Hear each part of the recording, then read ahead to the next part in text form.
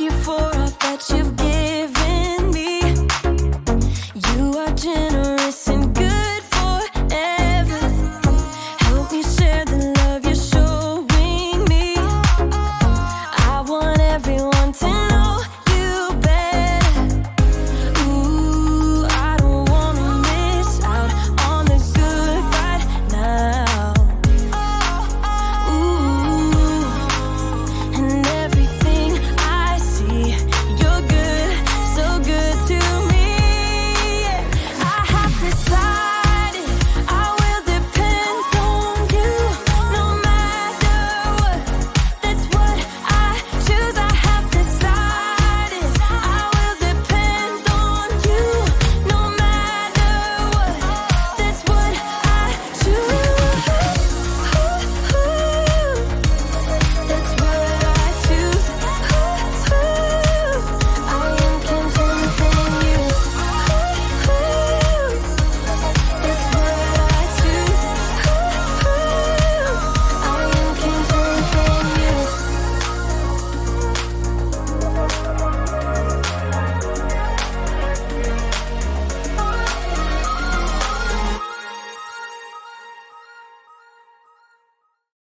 Welcome to another Story Lab. This week, we're talking about trust. Well, we look at the story of a man who had to dig himself out of a pretty big problem. Oh, and we're also going to be doing this. 3, 2, 1.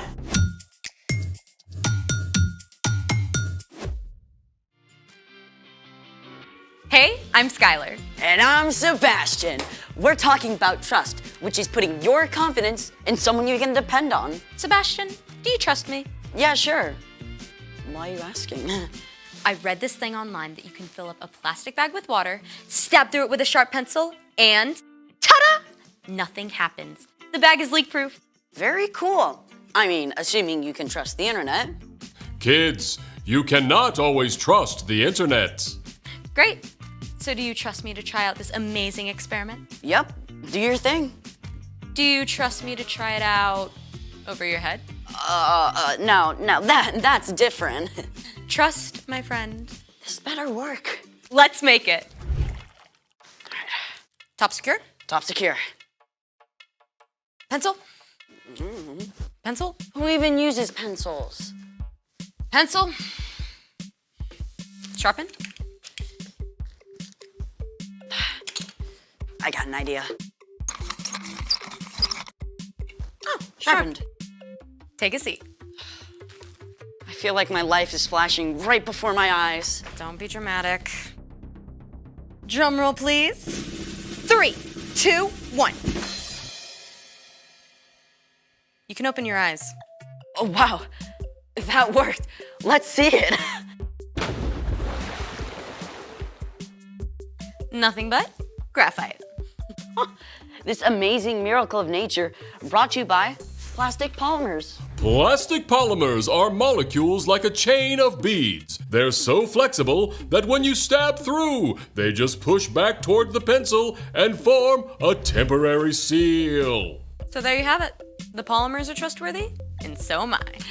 Great. Now, do you trust me? Why? Because I have a pencil too. Oh no. Oh, yes. Ready? Drum roll, please. 3, 2, 1.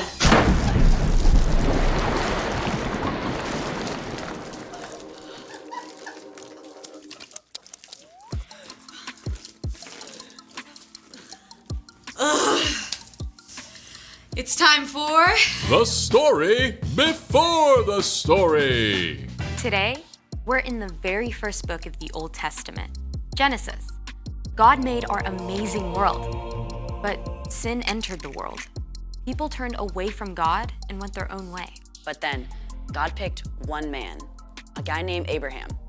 And even though Abraham was like 90 years old and had no kids, God told him to look up.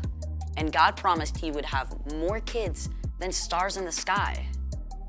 Yeah, and the entire world would be blessed through Abraham's family. And Abraham did have a kid, Isaac. Isaac just so happens to be the hero in our story. Hey everyone, I'm I'm Erica. Hey, Erica. In today's story, Isaac was in search of water. Isaac and his family and herdsmen lived out on the plains in the land of the Philistines. And for them, water was life. If they didn't have access to a good, clean well, they couldn't survive. Fortunately, Isaac and his family had some really great wells. They had plenty to drink, and their crops were growing well. Isaac seemed right on track to be living out the promises God gave his father, Abraham. Unfortunately, the Philistines who lived nearby and their king, Abimelech, became jealous of Isaac's success. They shoveled dirt into his wells, and he didn't have water anymore. You have become too powerful. Move away from us. Isaac had plenty of men who could stand against the Philistines and fight. But instead of fighting, he decided to trust God to take care of him. So, Isaac chose to keep his cool. He and his family packed up everything they owned. They moved on and made camp in the valley of Gerar, where Abraham had lived for a time, many years before. All right, man, let's open up those old wells my father dug. Abraham's old wells filled with cool, clear water once again. The happy herds and flocks could drink their fill. Things were great! Until the nearby Philistine herdsmen showed up to challenge Isaac's servants. Step aside. The water's ours. You're gonna have to fight us for it. Whoa, easy does it, fellas. There's plenty of land in this valley for everyone. We'll move along. Again, Isaac could have fought back. But instead, he trusted. He and his family and his servants and flocks all moved camp down the valley. Once again, his servants set out to dig new wells. The new wells also produced clean, clear, cool water. But it wasn't long before the Philistine herders arrived on the scene to take over these new wells too. Yes! Another day, another well for us. Take it down a notch, please. There's still room for everyone. But we could knock them flat. Yes, we could, but we're not going to. Move on out, boys. A third time, Isaac and his men moved camp, and Isaac's servants dug fresh wells once again. But this time, Isaac was left in peace. In fact, King Abimelech himself showed up to make it official. Why have you come to me? You were angry with me and sent me away. We saw that the Lord was with you. Make a peace treaty with us. Give us your word that you won't harm us. Yeah, I can do that.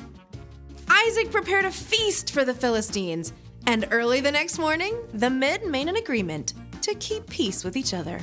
Then, the Philistines went on their way. The end. So Isaac kept trusting God no matter what. And finally, Abimelech showed up to make peace. Yep. If Isaac had started fighting back, he might have been enemies with the Philistines forever. But sometimes God wants us to stand up, right? For sure. Trusting God can look a lot of different ways. For sure. So, what's our part in this story? Good question. You can trust God no matter what. For example, maybe you practice hard all summer to make the soccer team, but you don't. You can trust God that all your hard work matters, and God has a different place for you to fit in. Or you're starting at a brand new school. You can walk through those doors trusting that you are loved by God, and you will be okay, even if it takes a while to find your place. Oh, I totally had to trust God when I got a cavity filled last month. Right there. It did not feel super awesome. There are so many reasons to trust God. One of the best is because God sent Jesus to give his life for you and me. Putting your faith in Jesus shows you trust God. For sure. I think y'all got it. Bye for now. So here's the thing. Trust God no matter what. Ooh, I gotta write this down. Thanks for joining us in the Story Lab. We'll see you next time.